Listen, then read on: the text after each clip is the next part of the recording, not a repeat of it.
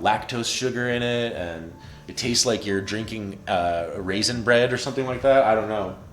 Like literally tastes like drinking bread. Like actually has like this bread dough kind of taste to it, but it's delicious. Those things were fucking me up, and as soon as I cut those out of my diet, it just like the weight just fell off of me. It just fell off of me. You know, and that's another thing. I feel like part of the reason why I was really so sweaty and stuff when I was in Thailand before is because I was a bit overweight. I had all this extra insulation on me, and then a couple months into it, I'm shedding pounds and stuff, getting quite light. I'm like noticing it in the mirror when I get out of the shower, like, oh shit, man, like I'm thin, like I've gotten thin, like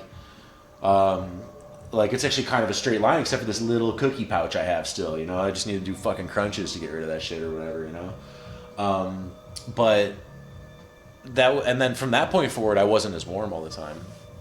You know, we were out there in the hot season, we were out there in the smoky season and shit too, and everything was fine. There were some nights where I was getting cold. It was just like, okay, part of it was just like I had to like get down to fighting weight, you know, a little bit. Had to do that a little bit. Makes a difference. And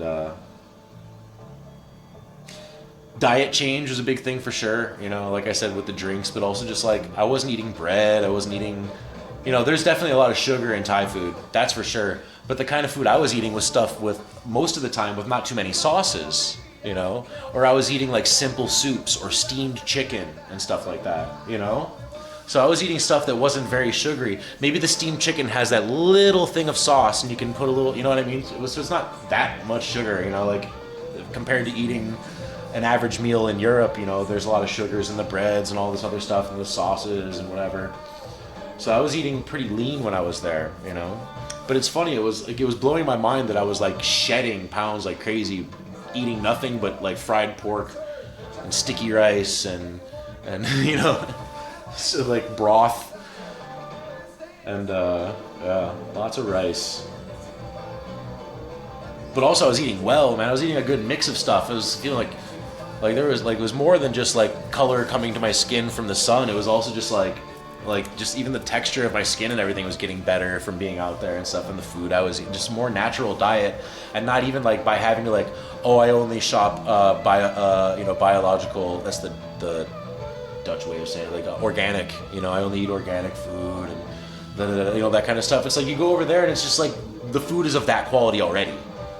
You know, the food is of that quality already. It's just, it's not like they don't inject their street food pork with water. You know, they're not injecting their street food pork and chicken with water with a syringe. Like they just like killed the chicken and tore the feathers off and steamed it.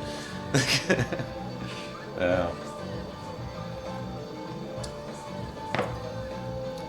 So it's just a different quality of food, and I find that interesting too, because when you, at first glance, when you take a look at this whole street food thing, it can be appetizing, but sometimes when you look at it, you're like, oh man, there's like no food safety practices being taken whatsoever. You know, you see these people like making drinks and mixing it with their hands, doing all kinds of stuff. That's actually not in Thailand, where they're mixing shit with their hands. They're pretty clean over there. They use plastic gloves and shit, but I often see them handling money while holding those gloves and then getting right back to handling food, and it's just like, bro, like, that's why they give you a box of the gloves, because you have to keep taking them off and putting new ones on. And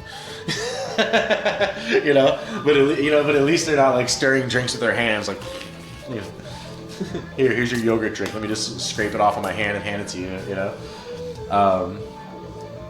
yeah.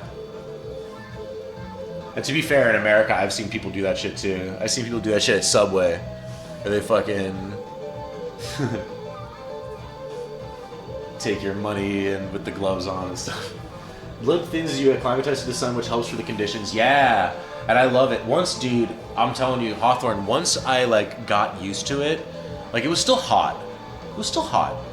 But it wasn't like when I first stepped outside, it's like I stepped into an oven. I was like, oh my God, how do people survive in this? I can't believe this person has a sweater on. I don't, how? You know what I mean? Like, and they're not sweaty, like their hair's like bouncy, and like, how are they doing this? Like, what the fuck is going on?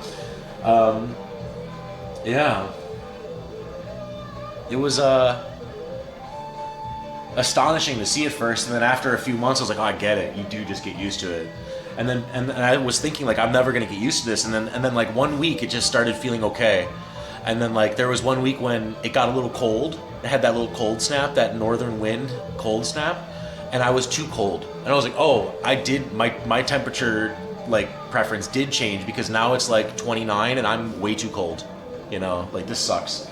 I want it to be like 30.